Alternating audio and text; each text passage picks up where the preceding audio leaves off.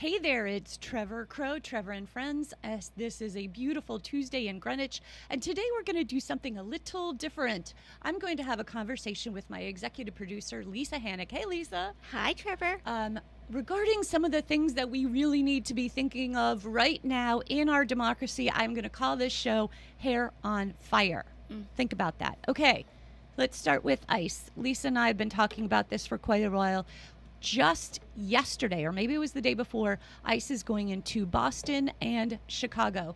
And literally over the weekend, our president posted on his social media, I think it was Chai-pocalypse. Is that right, Lisa? I mean, Chipocalypse. oh my goodness, this is... He's declared war, basically, on an American city. It's American citizen. Yeah, City, right after he changed the Department of Defense to Department of War. I don't know how anyone is not, just like Running, up in arms about this, running around, yes. screaming. Do not normalize this behavior from the President of the United States. Think about this very, very carefully, everybody out there. This is serious stuff, because the Supreme Court just upheld the fact that ICE can be in LA and pull people over for the way they look, the way they dress, and the way they sound. I mean, tanning beds are probably going to, have a decrease in business.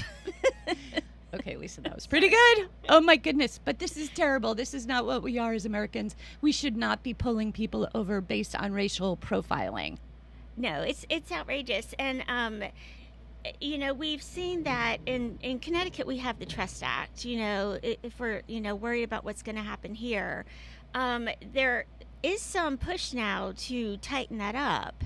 A coalition of organizations have sent a strongly worded letter to the governor, asking him and asking the legislature here to tighten the Trust Act. And so we'll see if anything comes of that in the special session. I definitely believe that our legislators here in Connecticut care very much about this. So keep track of this, everybody who's listening. The Trust Act, we need to tighten up our laws. Nonetheless, though, if ICE wants to come in, whether they're coordinated with our local, state, or local police, they can do what they want to do based on what the Supreme Court just said they could do, which is truly bone-chilling. Just think about it. They are going to sweep up American citizens in this process, which is horrendous. It's no joke that if you're a little tan, I mean, I made a joke earlier, but I used to live in California, and one time I was driving north from San Diego to Los Angeles, where I lived in Los Angeles, and I was pulled over and my car checked. I am, I have a quarter Italian in me. I get a little tan. And, you are a little tan. You look great, by the way. Well, thank you, and likewise. But this is real. Like, this really happens. And if you're not ready to be pulled over just because you just got back from Florida and you have a tan, you should be concerned about this. You should be concerned anyway, because it's a real travesty of justice. Absolutely. Okay, another top of Hair on Fire. This is the top of the news trending yesterday into this morning. It is the letter that Trump wrote to Epstein for his 50th birthday. Did you see that?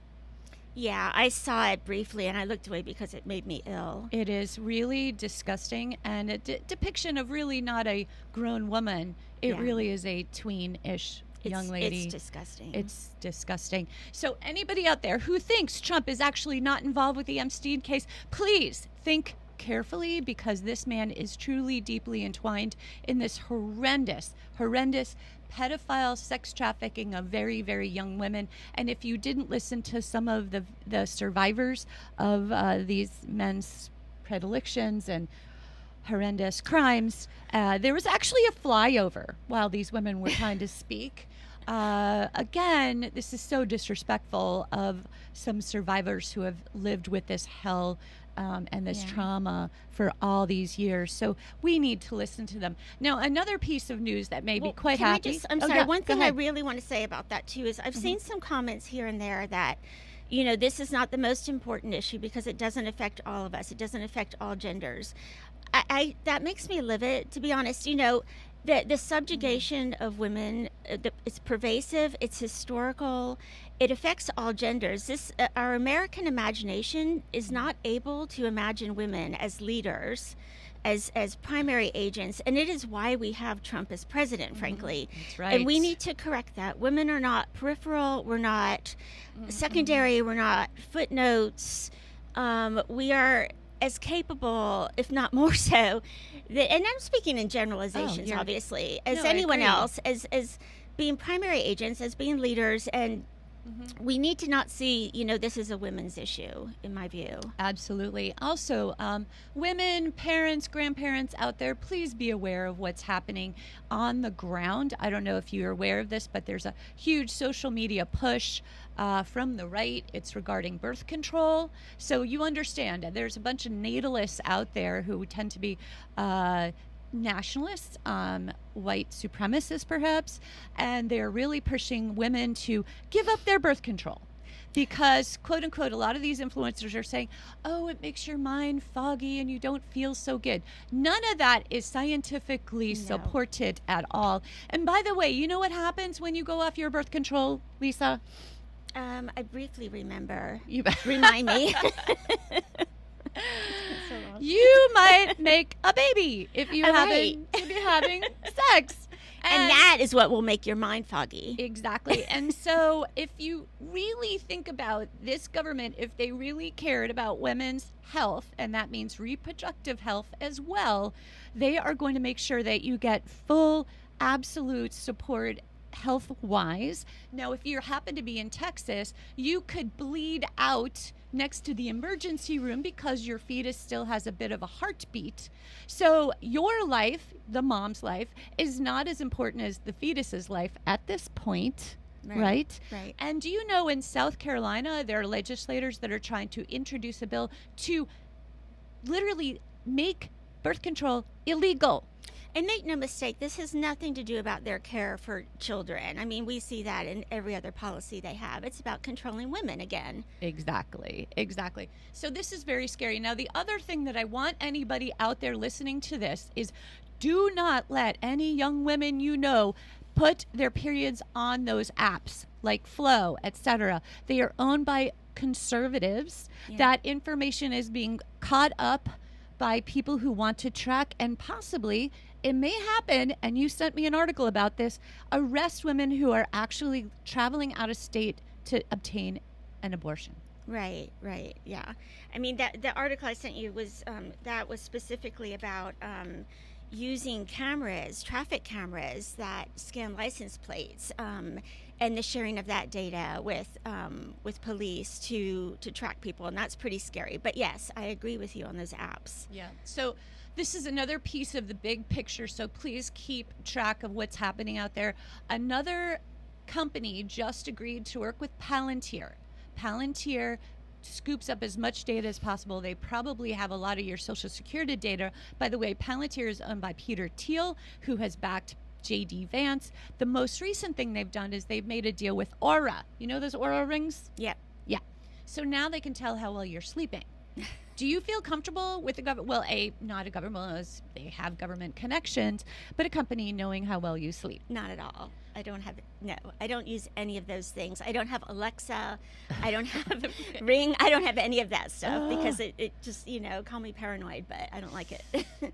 Yes. So think about these things across the board because the surveillance companies are going to know more and more about us on every single day. And when you look at your phone, everything you look at is being tracked, etc. So this is a little bit of a concern. Now I'm going to move on to another very important part of what's going on right here in Connecticut. Trump and company just ended or canceled, I don't know how you call it, Revolution Energy. So they are building a wind farm off the coast of Block Island and Rhode Island. That wind farm was going to provide 350,000 houses with energy. It was going to bring down our energy costs, which I think all of you and myself, everybody listening right now, our energy costs are very high. And guess what? Revolutionary Energy was 80% complete, billions and billions of dollars of investment between the Danish government and a company called Ørsted. So that hurts us. That hurts a lot of jobs as well over time, something like 10,000. I don't know how many jobs. I'm not going to get the numbers right. But if you follow that thread all the way through, Denmark owns Greenland. And guess what Trump wants to do? What does Trump want to do with Greenland? He wants to have Greenland. I was going to say buy, but he probably wouldn't pay for it. He wants to own it. Yeah. So he is punishing us as a state, and blue states, of course, they love to punish us. And they've done it through this cancellation of revolution energy. And it's really a concern because our state needs energy. We all know that AI is sucking up more and more energy, which is pushing up our energy costs. This would have been a really great step forward on every level, from providing energy, but also green energy. So please, everybody, call your state legislators, anybody you can, to say you want this fixed. This is a very important thing. All right. Yeah. So I want to ask some questions, and Lisa, you tell me. Okay. Are you better off today than Jan 20th, 2025? No. No. You mean prices haven't come down at the grocery store? No, they have Really? not come down. If anything, some have gone up, I think. I thought our president was going to bring prices down. Well, if you still believe anything he says, I what to say. Personally, I go to the grocery store and I literally, my eyebrows are stuck at the top. I'm like, excuse me, I'm paying what? Okay. Another question for you. How is the war in the Ukraine going, Lisa? Well, it's still going, isn't it? I mean, we're certainly not helping them, fend off the Russian incursions. So that is that another promise broken, Trevor? I believe so. He Okay. was going to end that war on day one. Right, Was day that one, correct? Day yeah. one. Day one. Yeah. Day one. So Putin is only more emboldened today. He was given the red carpet treatment in Alaska. Hello. Our allies are grouping up to try to push back on this. But this is a very serious issue because we're pushing our trading partners. And so now I'm going to move on to the next piece of this, which is jobs. Jobs are down, right, Lisa? Yeah, I believe so. Yeah. And he couldn't fire the labor statistician this time around because he already did it Right. last time. Right. And all the numbers were revised down. So Lisa, didn't Trump say he was going to add manufacturing jobs? Yes, he did. Did he? No, he didn't. No. How many jobs This is manufacturing? an easy test. Yeah. Well, so do you know how many manufacturing jobs have been lost since Trump became president? No, I don't have the number. It would be 42,000 manufacturing jobs lost. Wow. Yeah, please look it up. Wow. So, yeah, are we better off as a country? No, I don't think so. I'd be curious to hear from anybody who thinks we are and what their reasoning is, but no, I don't think so. Here's another question for you regarding vaccines. Would you be feeling safe going to Florida now that they don't have mandated vaccines? No, I wouldn't be. I wouldn't be going to Florida for that reason or a number of other reasons. But I do think we deserve a lot of credit here in Connecticut and in some other states for finding ways around this ridiculous policy from RFK Jr. that in some states you need a prescription to get one. Here in Connecticut, you not only don't, I got a vaccine actually just this past weekend. Oh, you did? And one of the underlying conditions that's listed, if you haven't looked, go look, it's inactivity. Oh, so if you're inactive, you can Well, get a vaccine? And it's a pretty vague interpretation. I mean, if I sit in my chair most of the day, I think that qualifies me. And they don't ask for proof. I went Okay. to Walgreens. I didn't have to sign anything. There was no proof of an underlying condition required. I didn't even have to pay for it, honestly, and they didn't look up my insurance. So we are very, very lucky here in Connecticut. And I think, if you want a vaccine, go get a vaccine. I love that. Great advice. Go get a vaccine. You can get it. There are ways to get around that. I'm going to go get myself one next week. I don't know if you know this, but I'm a marriage and family therapist. By the way, this show is brought to you by my company, Trevor LLC, trevorcrow.com. I do a lot of couples, individual, and family therapy. But COVID's on the rise. And It is. And not like easy flu. Not that flu is great or easy, but I've heard some very serious stories of young people getting quite sick. Well, there are new strains all the time, too. And unfortunately, it's just not getting any attention in the news. I'm not sure what happened and why, our news media has decided to shy away from this as if it's a delicate topic. It's not. It's about health policy. We all get sick. There are new strains. There's nothing in the news about it. The CDC has been dismantled effectively. But we do hear there are people out there who are reporting on it. We do hear health professionals saying that it's on the rise. There are new strains. It is still a danger for a lot of people. Oh my goodness. Oh my goodness. What I think one of the problems is this generation, this younger, like millennials, Gen Zs, they don't have the memory. Not that I was around in the 50s, but my mom would certainly tell us about her friends who had gotten polio. One had ended up in an iron lung, another one was paralyzed. I mean, vaccines have saved millions and millions of lives and young people, children especially, over the decades, and this generation doesn't know it. So they haven't seen these awful situations with measles killing babies. I know we've had one death in the U.S. and in Texas, I believe, in the spring. So it's mind-boggling to me. And so do you feel like making America healthier is actually working, Lisa? No. No. Oh, goodness. Yeah, there is a part of me that we definitely need to work on our overall wellness. We need to get dyes out of our food, and we need to, there's so many things we can definitely do that would be better and helpful, so the entire effort isn't completely off the rails. But getting rid of vaccines is truly worrisome. And if you go to Florida and you're an older person and you have an older measles shots and whatnot, you may not be you might not be able to fight off an infection, frankly. And if you're somebody who doesn't want to get a vaccine, then honestly, you should be grateful for all of the people who do, because they're protecting you as well. Yeah. I mean, the tragedy really is for me, children. Well, that's not true. Anybody who gets an infection or a disease that was eradicated. I believe we eradicated measles by 2000, and to get it today would be absolutely devastating. I'm sure for an older person, absolutely awful. So from a public policy, we have to remember too, there are a lot of immunocompromised people around us that truly you don't see it on their faces, you don't know, but they can't get vaccines, and we have to protect each other. Yeah, unfortunately, that doesn't seem to be the overall gestalt or thought process or paradigm in this moment. It's all it's just one. It's all for you, just you. This is about you and your individual rights. We don't live with other people in the world. No, and it just makes me sad, and this is unfortunate. But my overall conversation and my point here, talking to you and having everybody out there listening, is really think very carefully. Are you better off today than you were on January 20th? Do you feel safer? And I want people to ask these questions of themselves and their families.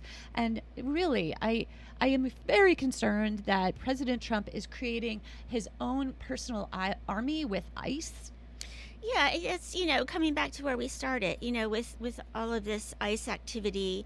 I don't watch, some of the news that other people might be watching, where they've gotten this idea that immigrants are so dangerous and that it's the cause of all of their problems. But, in your own life, is it really, are these people really affecting you?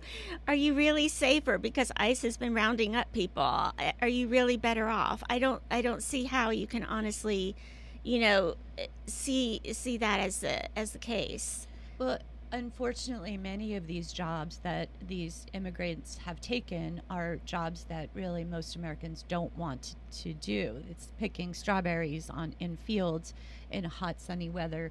It's doing a lot of things that most of our citizens do not want to participate in. And so now we have a lot of that food rotting on the vines as well. Yeah. And here's another piece of this. The farmers out there that are not able to sell their soybeans because we have tariffs with China. China is now getting their soybeans from Brazil. So now their soybeans are rotting in silos, and they're not going to be able to make a living. A bunch of them will go bankrupt, and our country should not bail them out. That would be socialism, Lisa. Wouldn't that be right? Well, socialism for some, I guess, is Yeah. fine, just Yeah. not for individual people who actually, need a little support here and there in the wealthiest country in the world. Right. It is insane. Now, the last piece here that I want to kind of point out is yes, ICE is being used to deploy and find and grab illegal, quote unquote, immigrants off the street and deport them. Now, you understand that these people will also be surrounding polling stations as we go to vote. Our municipal elections are coming up. Anybody listening today, please be sure to vote in municipal elections. It's incredibly important. The most important people around you running our town are right here, and for you to show up at municipal elections is incredibly important.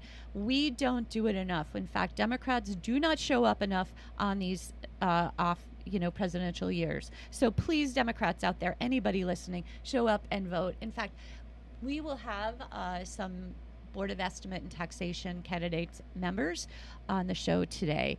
But we're very excited overall. And remember that we'll have early voting. We have Early voting. absentee voting. There are plenty of ways to vote. In fact, we'll have Secretary of State Stephanie Thomas on the show next month to talk to us about all of that. Super, super exciting. Now, just remember, we're a democracy. You get to vote. You're a citizen. You get to vote. And the person or the people that you vote for are going to maintain our democracy or they're not. Ask those questions. Are the people you're voting for making sure that your vote counts? Because pretty soon you'll be canceled. I'll be canceled. Yeah. And this will not be a democracy. So, I don't know, Lisa, any last thoughts as we wrap this segment up? Well, no, I think you tied it up there, Trevor. That was it.